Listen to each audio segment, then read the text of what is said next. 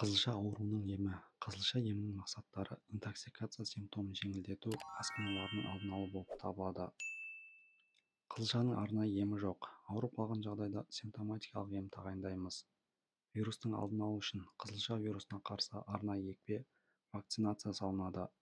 1 жаста КПК, ол кор, паротит, краснух ауруларына қарсы вакцинация жасалса, 6 жаста КПК, кор, паротит, краснух ауруларына қарсы ревакцинация жасалады.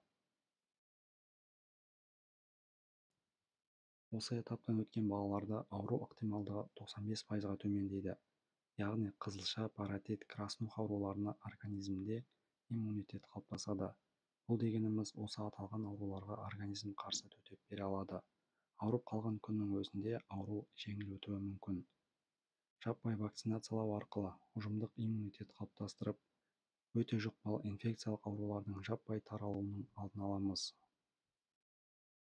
Қызылша ауруының тез таралу себебі ол ауа тамшылары арқылы жұғады. Вирусты адамдар көп шоғырланған жерлерде, кеңсе мекемелерінде, ойын-сауық орталықтарында, ауасы желдетілмеген бөлмелерде жұқтыру уақыты 2 сағатқа дейін ғана. Аурудың таралуын азайту үшін аталған жерлерден аулақ болып, үйге келгенде қолды антисептикпен обработка жасау, немесе жақсылап жуу, бөлмелерді жиі желдетіп, дезерпінділермен жуу керек. Қызылша ауруын медикаментозды емес және медикаментозды жолмен емдейміз.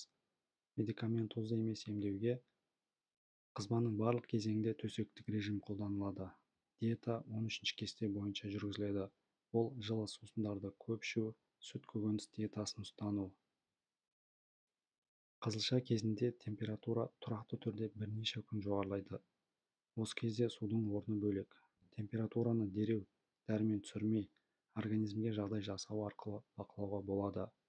Яғни суды витамин С мен балаларға 250 мг, ересектерге 500 мг араластырып күніне 5-6 рет қабылдау керек. Суды көп ішкен сайын температура түседі, әрі организмді сусызданудан сақтайды. Температура түспей, адам әлсірей бастаса, ибуфен немесе парацетамолды жасына сай қолдану керек. Витамин А аурудың жеңіл өтуіне және организмнің қайта қалпына келуіне көмектеседі.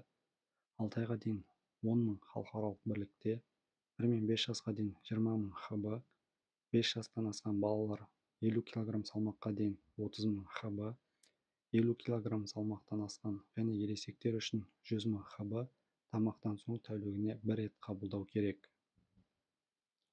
Келесі витамин цинк. Бұл витамин кез келген инфекциялық аурулар кезінде өте жақсы көмектеседі. Сонымен қатар аурудың алдын алуға да жағдай жасайды.